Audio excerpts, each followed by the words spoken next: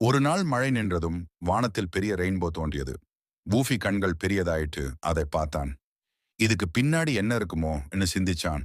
வூஃபி வீட்டின் முன் நாய் பாப்பா எக்ஸைட்மெண்ட் முகத்துல ரெயின்போவை பார்த்துக்கிட்டு இருந்தான். திடீர்னு ரெயின்போ கீழே வந்து ஒரு பாதை மாதிரி முன் பிரகாசிச்சது. வூஃபி அதிர்ச்சிட்டு மூக்கு வச்சு டச் பண்ணான். பாதை க்ளோ ஆச்சு. குட்டி கால்கள் டப் டப் டப்னு ஒலி எடுத்துக்கிட்டு ரெயின்போ பாதையில ஓட ஆரம்பிச்சான். அவனின் ஃபர் ரெயின்போ கலர் லைட்டிங்னால ஜொலிச்சது. அது அவனை கலர்லேண்டுக்கு கொண்டு போச்சு.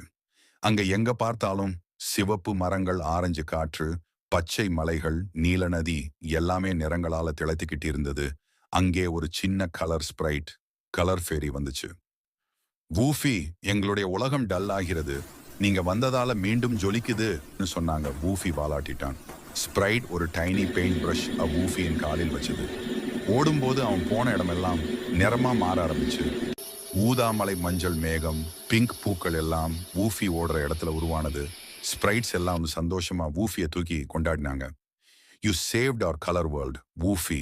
ரெயின்போ லைன் அவனை வீட்டுக்கு கொண்டு வர ஆரம்பிச்சது. பை வூஃபி, எப்போ வேண்டுமானாலும் வரலாம் ஸ்ப்ரைட்ஸ் கத்தினாங்க.